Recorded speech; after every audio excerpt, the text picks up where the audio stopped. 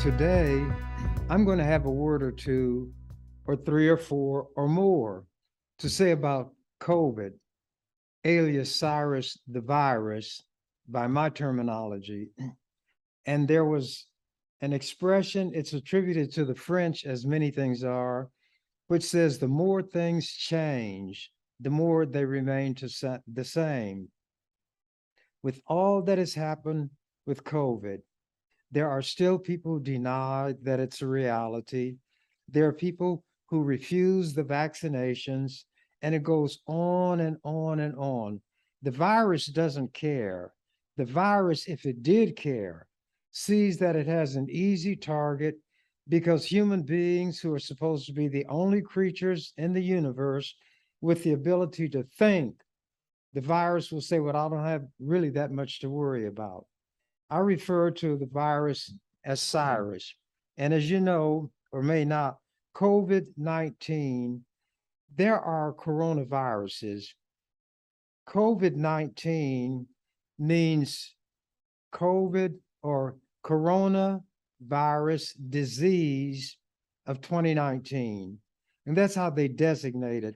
Just like the variations or variants, as they call them, will be given a number.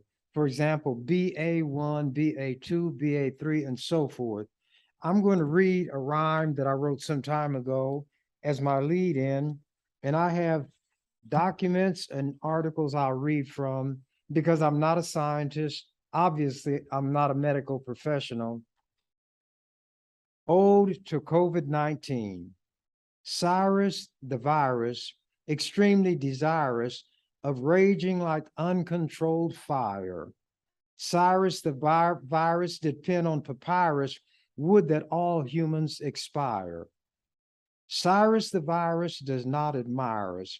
If it could have its own way, it would inspire us, then would require us by recklessness ourselves to slay.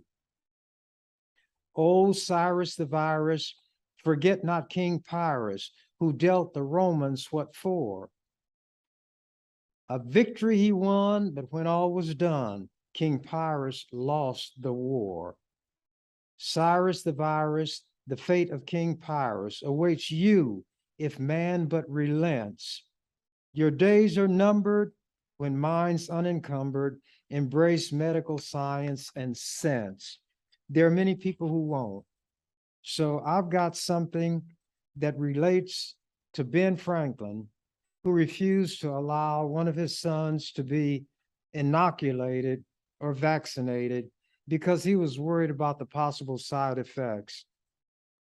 Benjamin Franklin wrote, quote, in 1736, I lost one of my sons, a fine boy of 4 years old, taken by the smallpox in the common way. I long regretted that I had not given it to him by inoculation, which I mention for the sake of parents. Parents who omit that operation on the supposition that they should never forgive themselves if a child died under it. My example, showing that the regret may be the same either way, and that therefore the safer route should be taken, unquote. Many of the decisions we make each day, by the way, this is from an item by Dr. Arwa Nasser, who is a professor in the Department of Pediatrics at the University of Nebraska Medical Center, going on with what he wrote. Many of the decisions we make each day are easy, but medical decisions tend to be harder because the attendant risk is higher. Sometimes we may struggle to decide which is the safer option. Among all the wonders of modern medicine, vaccinations are one of the most miraculous. The eradication of many contagious diseases within the past century has doubled the human lifespan from around 40 years to in 1990 to around 80 years today, and I'm 85, so I went beyond what the average would be for the maximum. And they have prevented more than half of all annual deaths in the US and worldwide. Hundreds of millions of vaccines are administered daily, and a robust side effect tracking system can quickly detect serious side effects. The track record of vaccine safety and efficacy is hard to deny. Despite all of this, there is still much anxiety about the COVID-19 vaccine. Many people are declining to take the vaccine or to give it to their children.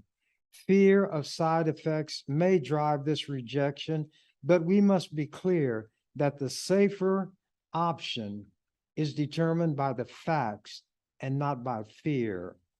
The facts are that as of today, more than 350 million doses of COVID-19 vaccine have been administered in the US and multiples of this number around the world.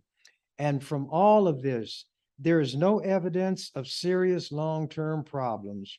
Additionally, since the vaccine was introduced, more than 95% of severe cases and deaths have occurred in unvaccinated individuals. A recent survey showed that 96% of US physicians have opted to get the vaccine and to have their family members do the same. And that's compared to the 50% of the general population. The World Health Organization estimates that the COVID pandemic has claimed more than 4 million lives globally. This tragic number is still a fraction of what it would have been without the millions of vaccines given in the past few months. When one is not sure of what to do, one will often resort to inaction. This, after all, is what Ben Franklin did, but he bitterly regretted that decision. He hesitated to give his son the vaccine, then realized in hindsight that the safer option would have been to give the vaccine. The risk of vaccine side effects is much lower than the risk of the illness itself. Too often, we think the worst is not going to happen to us until it does. And by then, it is too late.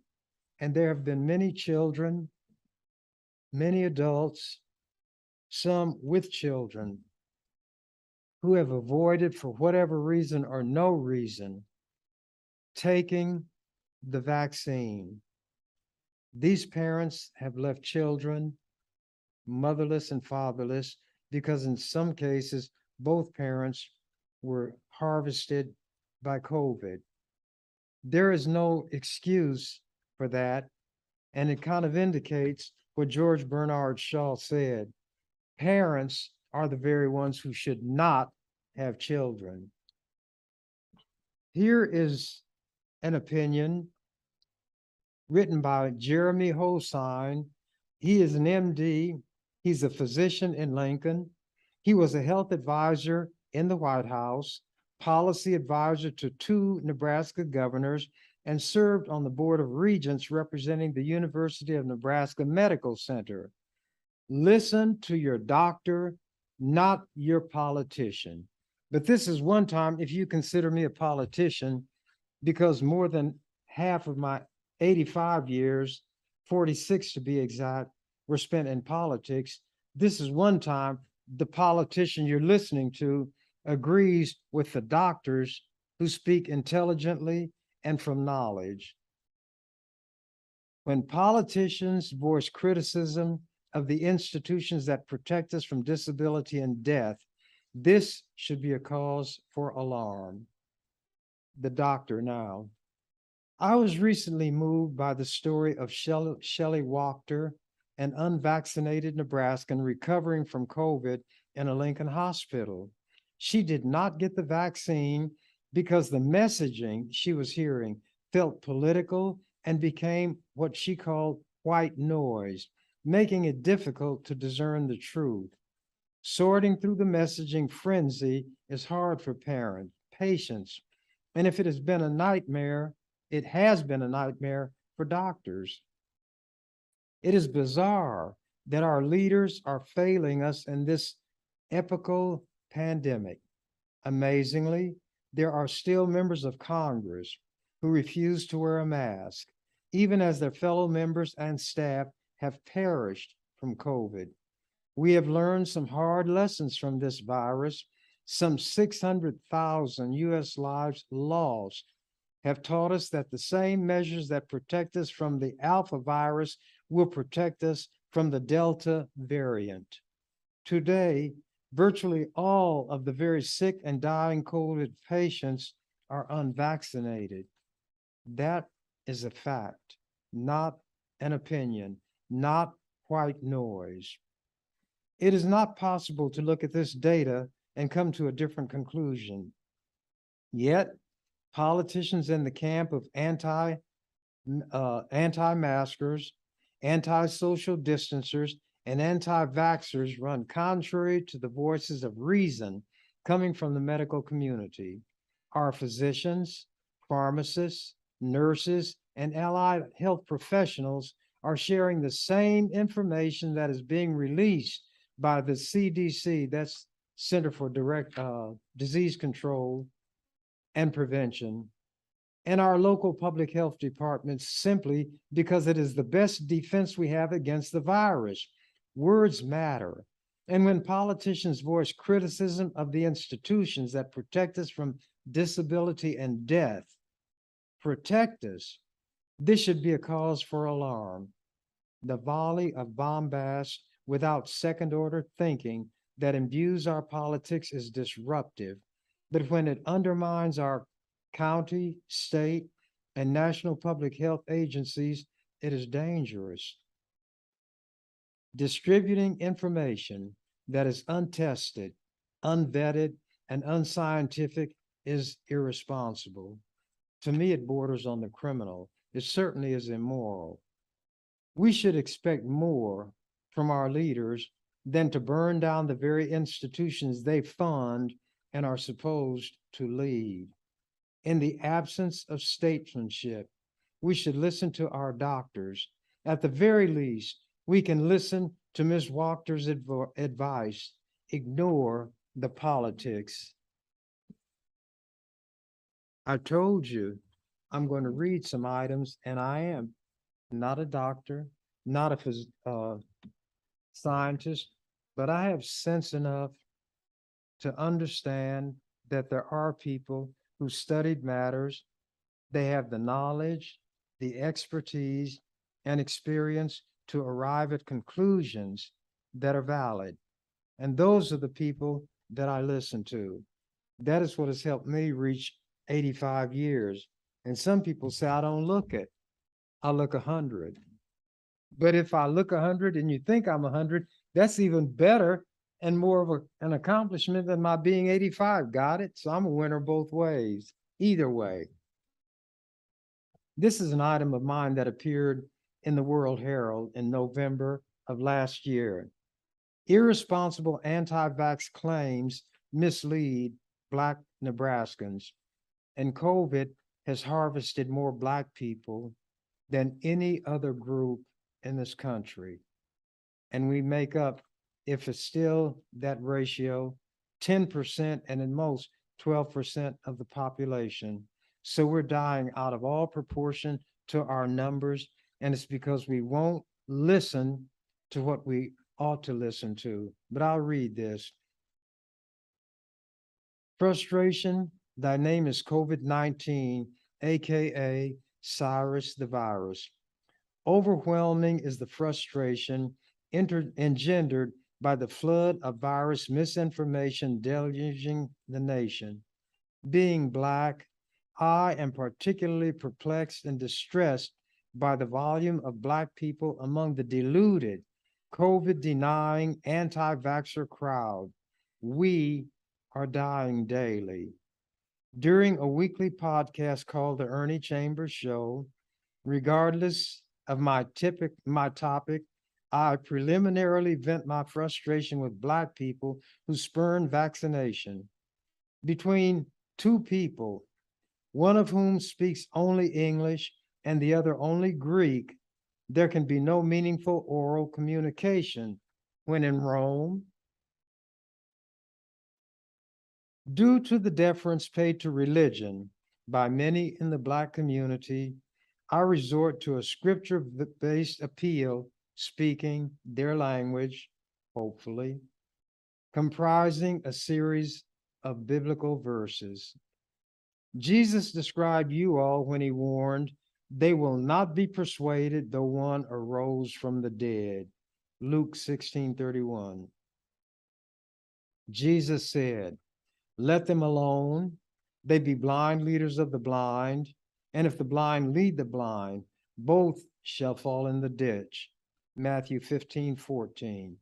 This goes to the COVID deniers and the anti-vaxxers. Nevertheless, deeming myself to be my brothers and sisters' keeper, I forge onward, echoing prophet Jeremiah's anguished lament. Oh, that my head were waters and my eyes a fountain of tears, that I might weep day and night for my people. Jeremiah 9:1. Followed by, my people are destroyed for lack of knowledge. Hosea 4:16. A horse led to water cannot be forced to drink, and a fool led to school cannot be forced to think.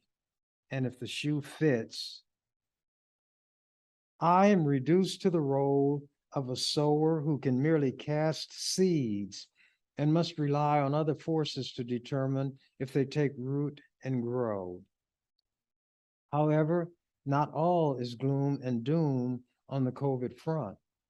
Heartening is it to witness the enthusiasm of young children eager to get their shot. Continuing the scriptural theme, they may be viewed as the fulfillment of Isaiah's prophet of hope. A little child shall lead them. Isaiah 11:16.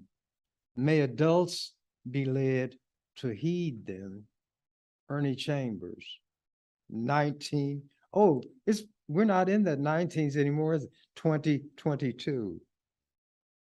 Despite Ben Franklin's assertion that, quote, little strokes fell big oaks, if I had my druthers, I'd be dealing mighty strokes with the great axe of the legendary giant lumberjack Paul Bunyan against the twin oaks of COVID denial and anti-vaccination claptrap and trumpeting timber.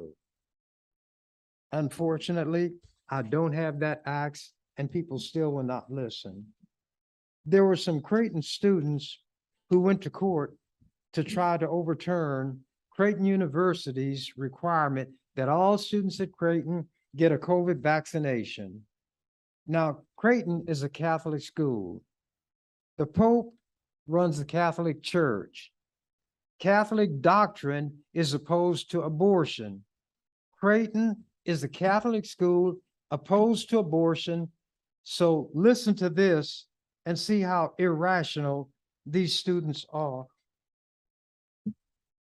This is from August of this year, August the 13th. I believe we're still in the month of August.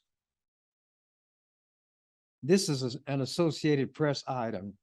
The Nebraska Supreme Court on Friday dismissed an appeal by a handful of Creighton University students who sought to be exempt from the private Catholic school's COVID-19 vaccine mandate last year, arguing that getting the shots would violate their religious beliefs against abortion. Creighton, as I've stated, is a Catholic school following Catholic doctrine, is opposed to abortion. I guess these students feel they know more than their professors, but anyway, Paul said something like that. I am wiser than my teachers. The state's high court said it did not have jurisdiction, citing its 150-year stance that people cannot appeal orders denying or granting temporary injunctions. A temporary injunction, by the word temporary, lets you know it's not a final order. The U.S. Supreme Court will not deal with anything presented to it, which is not a final order. Continuing. In this case, a judge last year declined to issue a temporary injunction that would have blocked Creighton University's requirement that all students get the COVID-19 vaccination. Quote, because the lower court's denial of a temporary injunction was not a final order, we, the Supreme Court, lack jurisdiction of the appeal and must dismiss it. That's what Justice William Castle wrote for the Supreme Court. The 10 students who sought the injunction said they had religious objections to the vaccines because they, quote, were developed and slashed or tested using abortion-derived fetal cell lines, unquote. Laboratory-grown cell lines descended from fetuses that were aborted decades ago. They were used in some early stage testing of the Pfizer and Moderna vaccines and to grow viruses used to manufacture the Johnson & Johnson vaccine. The vaccines do not contain fetal cells. The Vatican, the headquarters of the Catholic Church, run by the Pope, declared in 2020 that it is morally acceptable for Roman Catholics to receive COVID-19 vaccines based on research that used cells derived from aborted fetuses when ethically irreproachable. Vaccines that are irreproachable are not available. The only ones that are available are those developed through fetal cells. The Catholic headquarters, the Vatican, said these vaccines can be used. The Pope, who runs the Vatican, said they can be used. Creighton University, a Catholic university, demanded that these vaccines be used. But you have these 10 idiotic students who come up with this crazy stuff they hear wherever they hear this kind of nonsense, and are going to try to make the university change its course. Continuing this article. Douglas County District Judge Marlon Polk said in his September 2021 ruling that he would not order that the mandate be temporarily blocked because he did not think the students would ultimately prevail in court. That's because the students had signed a form promising to get vaccinated once regulators fully approved one, the judge noted. The students appealed that order. An attorney for the students, Robert Sullivan, said Friday that while he wished the state's high court had decided the appeal on its merits, the fact that it was decided on a technicality allows the students to continue their legal fight. No, it was established on the basis of the law. People, when they lose, call it a technicality. The technical blunder was when the students tried to get the Supreme Court to rule on a matter that was not a final order. Their lawyer does not understand the law. Anyway, they can continue that.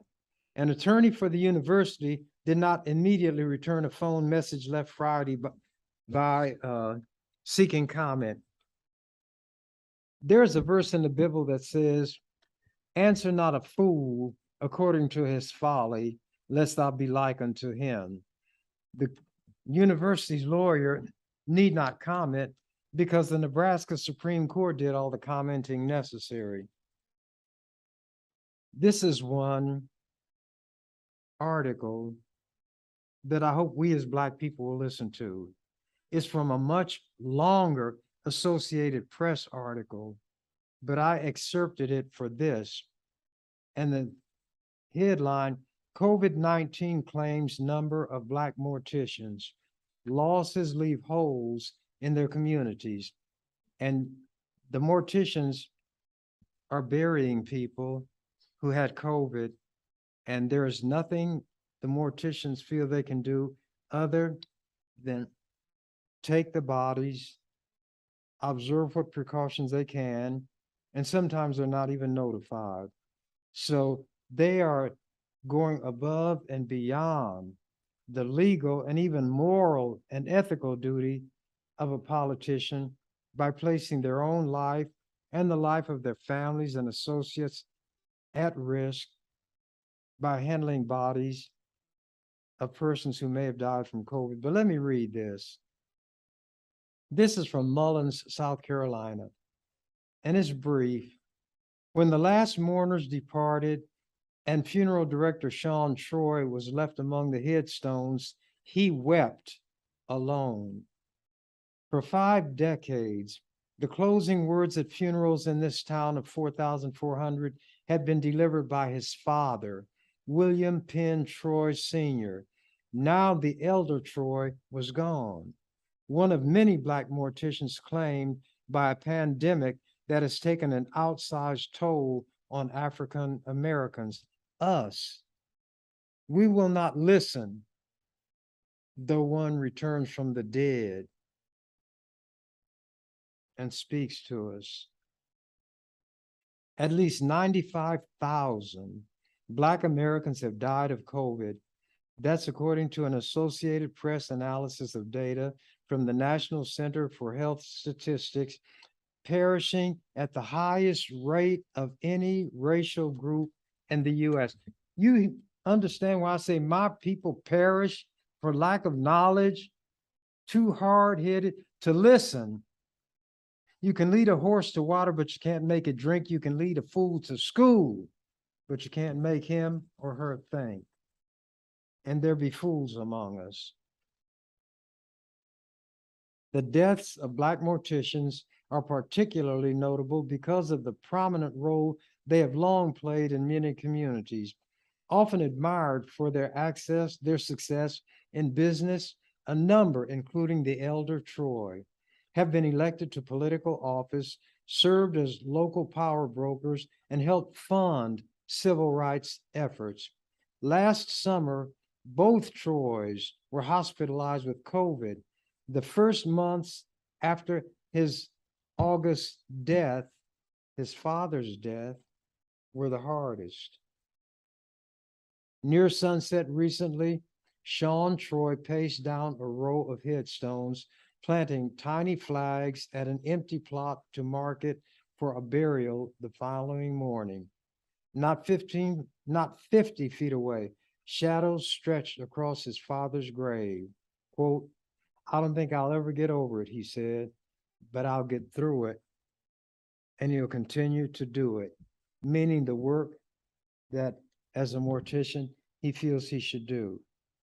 Now I come to an article where I'm wondering if the Centers for Disease Control and Prevention, the CDC, have yielded to political pressure and allowed that pressure to nullify the dictates of science and medicine. CDC drops quarantine distancing guidance. The change has come more than 2.5 years after the start of the COVID pandemic. This is an Associated Press item. The nation's top public health agency relaxed its COVID-19 guidelines Thursday, dropping the recommendation. The CDC doesn't issue dictates, they make recommendations based on the science. Dropping the recommendations that Americans quarantine themselves if they come into close contact with an infected person. The Centers for Disease Control and Prevention also said people no longer need to stay at least 6 feet away from others. If it was right then, it's right and sensible now. I'm giving my opinion. The changes, which come more than 2.5 years after the start of the pandemic, are driven by a recognition that an estimated 95% of Americans 16 and older, but younger people have gotten COVID. But let me read. 95% of Americans 16 and older have acquired some level of immunity, either from being vaccinated or infected, agency officials said. some degree of immunity? Quote, the current conditions of this pandemic are very different from those of the last 2 years, unquote, said the CDC's Greta Massetti, an author of the guidelines, these new guidelines that I think put people at risk if they're followed. Many places around the country long ago abandoned social distancing and cautions, but some of the changes could be particularly important for schools, which resume classes this month in many parts of the country, and children are notorious carriers and spreaders. They can deliver it to their parents, to family members, and anybody who comes into that home. Perhaps the biggest education-related change is the end of the recommendation that schools do routine daily testing, although that practice can be reinstated in certain situations during a surge in infections, officials said. Why wait until a surge of infections when you know that the cause of the infection is still rampant? If the cause is there, the effect is going to show up. And then after people come down with the COVID, you go back to testing. In other words, after the horse has left the barn and run away, then you close the barn door and lament and cry and say, I should have done it while the horse was still there. Going back to the article, the CDC also dropped a quote, test to stay, unquote, recommendation, which said students exposed to COVID-19 could regularly test instead of quarantining at home. To keep attending schools, it's more important in the view of some people that they attend school than they do the regular testing or quarantining at home. With no quarantine recommendation anymore, the testing option disappeared also. No quarantining, no testing. How do you know who has it? You'll find out when they spread it to somebody else. And if they spread it to other students, then it spreads to the teacher. The teacher takes it home. The children take it home. And Cyrus the virus, extremely desirous of raging like uncontrolled fire. Cyrus the virus did pen on papyrus, would that all humans expire. And humans are helping to contribute to their own expiration. Continuing the article, masks continue to be recommended only in areas where community transmission is deemed high, or if a person is considered at high risk of severe illness. How do you know these things? You think people, I'm not going to go through all that. School districts across the U.S. have scaled back their COVID-19 precautions in recent weeks, even before the latest guidance was issued. Some have promised a return to pre-pandemic schooling. Masks will be optional in most districts when classes resume this fall. And some of the nation's largest districts have dialed back or eliminated COVID-19 testing requirements. No masks, no testing. Public schools in Los Angeles are ending weekly COVID-19 tests, instead making at-home tests available to families. Suppose the families are against vaccinations. They don't believe there's a COVID-19 virus in the first place. So you send it to them, and right into the trash, these testing items go. Schools in North Carolina's Wake County also dropped weekly testing. Some others have moved away from the test to stay programs that became unmanageable during surges of the Omicron variant last school year. The American Federation of Teachers, one of the nation's largest teachers unions, said it welcomes the guidance, and when their teachers come down with the virus, what then? Who will the teachers blame? Quote, every educator and every parent starts every school year with great hope, and this year even more so, unquote. said President Randy Weingarten, president of the Teachers Union. After 2 years of uncertainty and disruption, we need as normal a year as possible so we can focus like a laser on what kids need. The first thing kids need is safety. They need their health, and they need precautions that be taken by school officials, and not like Uvalde in Texas, where precautions were not taken in the schools, and those children were slaughtered. And even while the slaughtering was going, there were dozens of law enforcement of people in the building. But when they heard the shooting, they fled, and the children died in a school. Let me continue.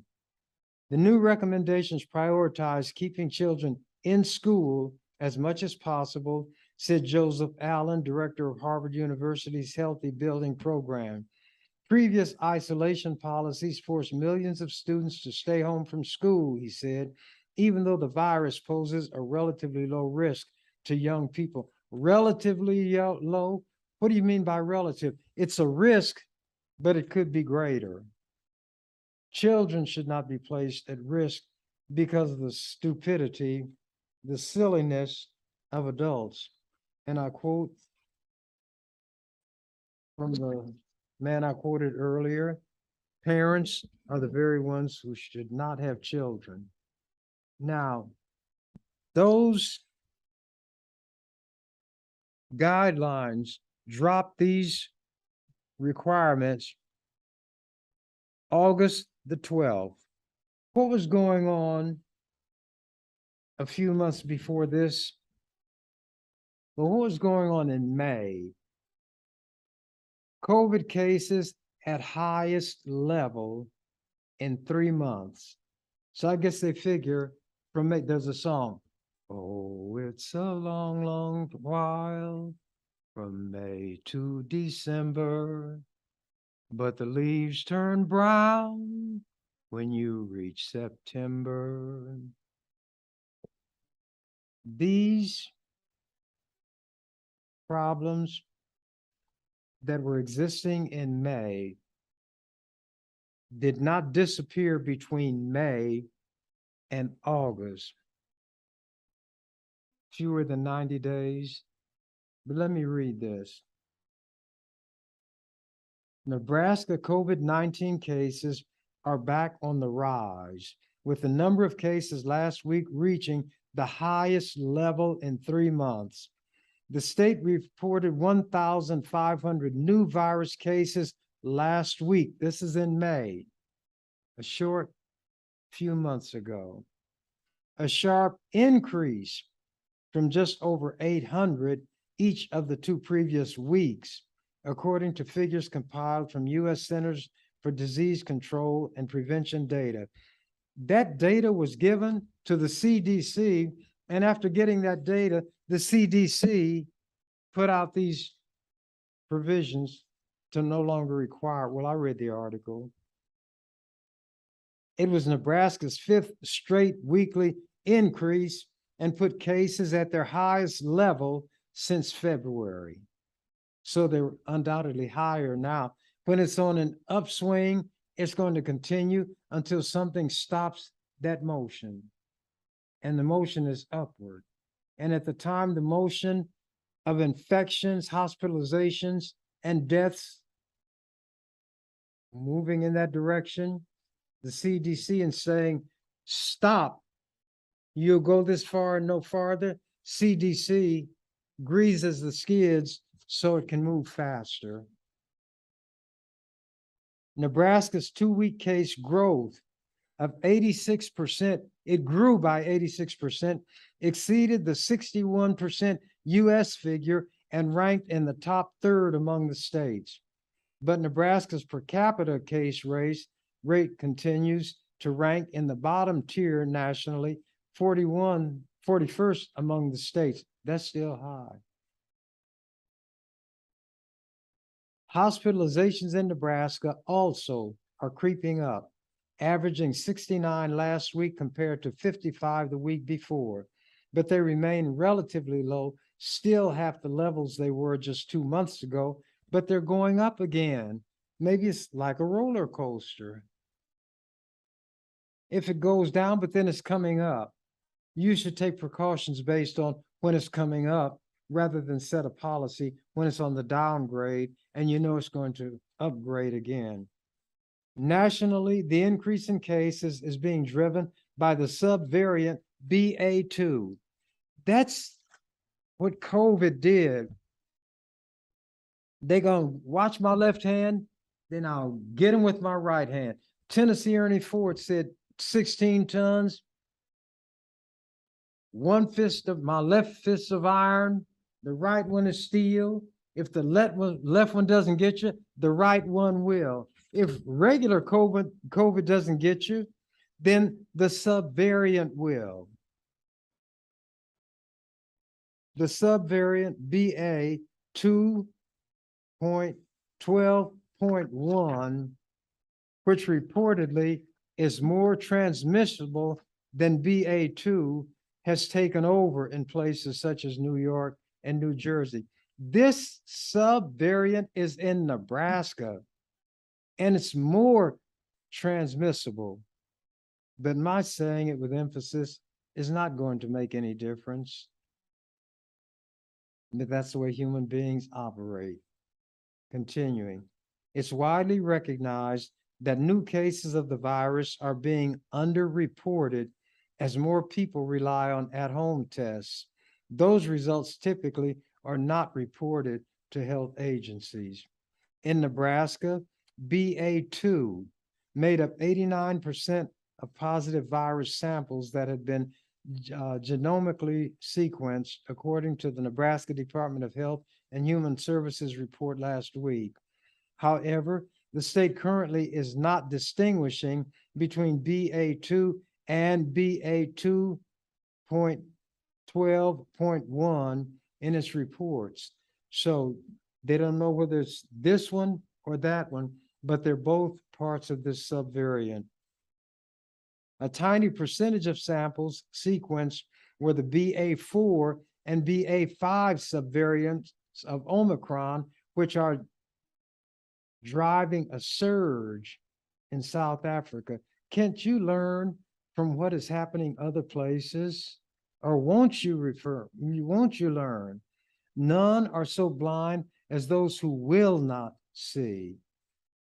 Health officials continue to urge all eligible Americans, including those who have had COVID-19 at some point during the pandemic, to get up to date on vaccines. For everyone aged 12 and older, that means one booster in addition to the original series of vaccines. People 50 and older and those who are immunocompromised can get a fourth shot. The CDC's online tool outlines who can get boosters. Nebraska also added 18 more deaths last week, bringing the total number of confirmed or probable COVID deaths to 4,234. The state has reported 482,000 confirmed COVID cases, and under these circumstances that obtained in May, the CDC relaxed requirements, safety requirements. So let's go from May to August. Or July, because this is August. May, June, July. 2 months after this, I read, COVID numbers continue steady climb. And this one, COVID cases at highest level in 3 months in May, and in July, that climb is continuing.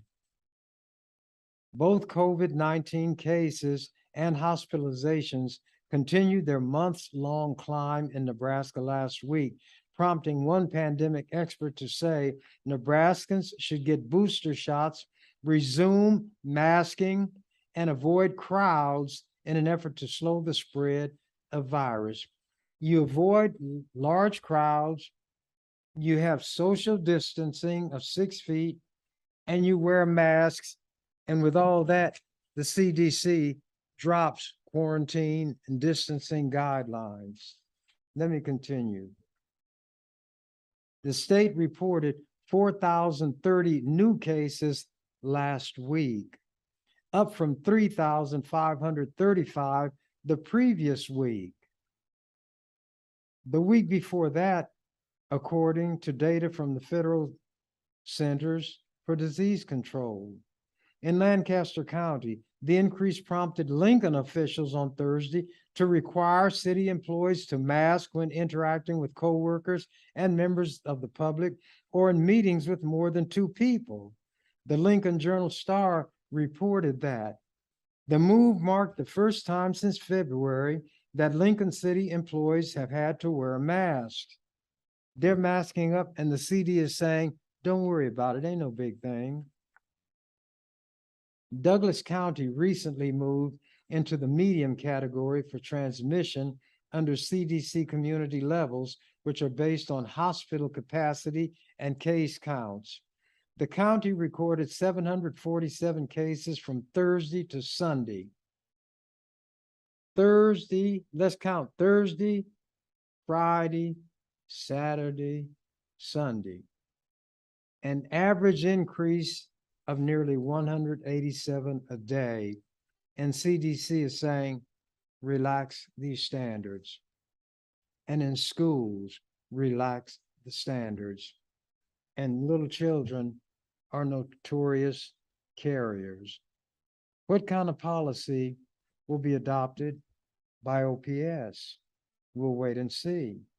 And parents, rather than those idiots who've been going and disrupting school board meetings with false allegations about there being no COVID, or that the vaccines cause COVID, or that the vaccines contain computer chips that allow the person who gets the vaccination to be tracked by computers run by the government, instead of letting those yahoos or yahoos, as you will, dominate these school board meetings. Parents who are concerned, not just for their children, but for themselves. Parents whose children will come home from a classroom where there are no precautions taken and health standards have been relaxed, and the parents themselves may be infected. What is going on in this place? As was said at one point, the lunatics have taken over the asylum. But let me continue. Hospitalization in Nebraska due to COVID-19 also continued a steady climb. And at this point, I've kind of gone over. I'm going to have to call it a day. And as the canary says, who finds out the cage door is ajar, I'm out of here. Thank you for watching The Ernie Chambers Show. If you'd like to make suggestions, email us at ewcfacts@gmail.com. That's ewcfacts@gmail.com. This has been an EWC Communication production.